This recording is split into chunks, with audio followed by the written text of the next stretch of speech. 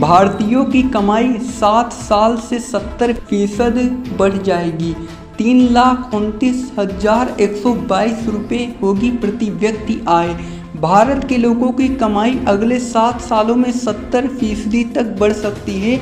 एक रिपोर्ट में कहा गया है कि भारत की प्रति व्यक्ति की आय वित्त वर्ष 2023 तक लगभग 70% बढ़कर 40 अमेरिकी डॉलर यानी आज के डॉलर और रुपए के हिसाब से 3,29,122 रुपये हो जाने की संभावना है। वित्त वर्ष 2023 में भारत की प्रति व्यक्ति आय 2450 अमेरिकी डॉलर यानी 2,15,087 रुपये थी। इस आय के बढ़ने से इसे 6 ट्रिलियन अमेरिकी डॉलर जीडीपी के साथ एक मध्यम आय वाली अर्थव्यवस्था बनने में मदद मिलेगी।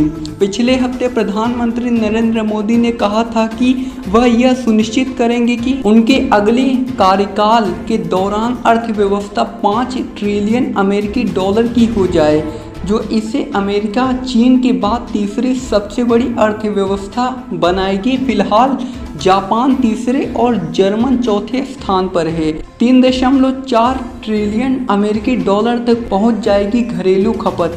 रिपोर्ट के अनुसार इस ग्रोथ में सबसे बड़ा योगदान बाहरी व्यापार होगा, जो वित्त वर्ष 2023 में 1.2 ट्रिलियन अमेरिकी डॉलर से लगभग दोगुना होकर 2030 तक 2.1 ट्रिलियन अमेरिकी डॉलर हो सकता है। तब सकल घरेलू उत्पाद 3.5 ट्रिलियन अमेरिकी डॉलर पर होता है।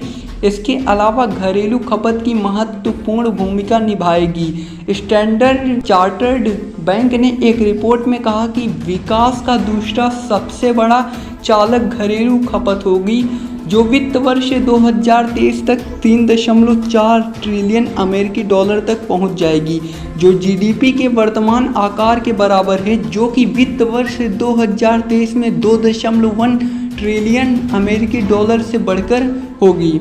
अब से सालाना 10% नॉमिनल जीडीपी ग्रोथ का अनुमान लगाया गया है। घरेलू खपत अब सकल घरेलू उत्पाद का 57% है। जाने किस राज्य में प्रति व्यक्ति आय सबसे अधिक। रिपोर्ट में कहा गया है कि 9 राज्यों में प्रति व्यक्ति आय 4,000 अमेरिकी डॉलर के साथ उच्च मध्यम आय वाले देश की स्थिति में बढ़ रही है, जो अभी लेवल 1 है। वर्तमान में वित्त वर्ष 2023 में प्रति व्यक्ति आय तेलंगाना 2,75,443 रुपये या 3,360 अमेरिकी डॉलर के साथ सबसे आगे है।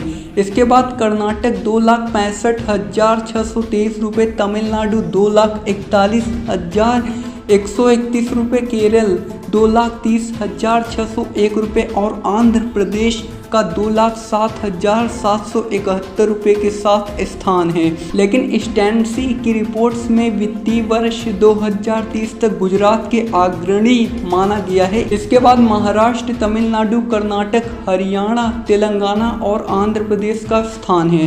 हालांकि रिपोर्ट में अन्य 3 राज्यों का नाम भी नहीं बताया गया। इसमें से तेलंगाना, दिल्ली, कर्नाटक, हरियाणा, गुजरात और आंध्र प्रदेश मिलकर आय राष्ट्रीय सकल घरेलू उत्पाद का 20% हिस्सा रखते हैं और वित्तीय वर्ष 2030 तक प्रति व्यक्ति सकल घरेलू उत्पाद 6,000 अमेरिकी डॉलर होगा।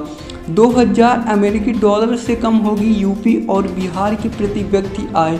दूसरी ओर बड़े राज्य यूपी और बिहार, जो कुल आबादी का 25% हिस्सा बनाते हैं, कि प्रति व्यक्ति आय वित्तीय वर्ष 2030 में भी 2,000 अमेरिकी डॉलर से कम होगी, जो अभी भी उनके वित्तीय वर्ष 2020 के स्तर से 2 गुना है। वर्तमान में घरेलू उपभोग व्यय सकल घरेलू उत्पाद का 57% है और यदि घरेलू व्यय का हिस्सा 1% गिर जाता है तो उपभोक्ता बाजार का आकार आज भी अर्थव्यवस्था का आकार होगा।